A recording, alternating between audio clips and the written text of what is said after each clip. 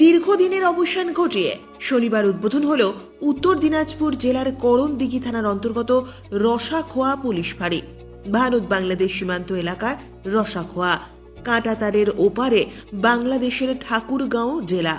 সীমান্ত এলাকা হওয়ার সুবাদে চোরা কারবারিদের আনাগোনা রয়েছে। সীমান্তরক্ষী বাহিনীর জওয়ানেরাও তিতিবিরক্ত। শীতের ঘন কুয়াশায় চোরাচালান উত্তরোত্তর বৃদ্ধি পায় বলে অভিযোগ সীমান্তরক্ষী বাহিনীর। রসাখোয়া এলাকায় রয়েছে শতাব্দী প্রাচীন সাপ্তাহিক হাট। পুলিশ ফাঁড়ি পেল সীমান্তের বাসিন্দারা। নতুন পুলিশ ফাঁড়ি রায়গঞ্জ পুলিশ জেলার করণদিঘি থানার ভারত বাংলাদেশ সীমান্তে রসাখোয়ায় পুলিশ ক্যাম্পকে নতুন করে পুলিশ ফাঁড়িতে উন্নতিকরণ করার পরে আজকে তার আনুষ্ঠানিকভাবে উদ্বোধন হলো। দীর্ঘদিনের দাবি ছিল এখানে একটি পুলিশ ফাঁড়ি হোক।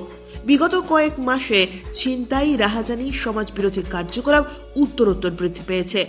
এই পুলিশ ফাঁড়ি চালু হওয়ায় পড়ুয়া থেকে শুরু করে এলাকার সাধারণ মানুষ সকলেই খুশি।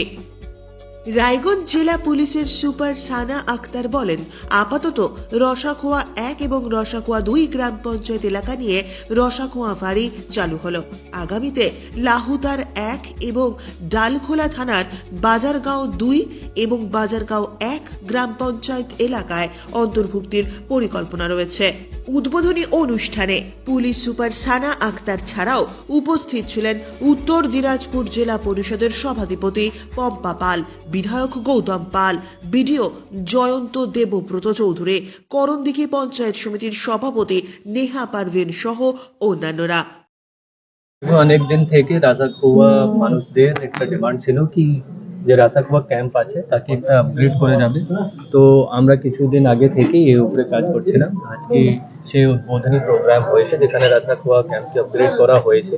আর এখানে সমস্ত অ্যাডমিনিস্ট্রেটিভ লোকজন এসছে, যার মধ্যে সভাধিপতি পম্পা পাল মহাশয় আছেন এমএলএ করণদিঘি সাহেব আছেন, administrative police administration, civil administration সকলেই আছেন, বিডিও সাহেব, আইসি সাহেব সবাই আছেন।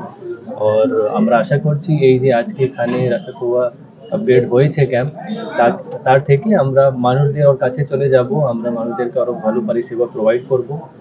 আর এই আমরা আমাদের আজকে এটাই লক্ষ্য।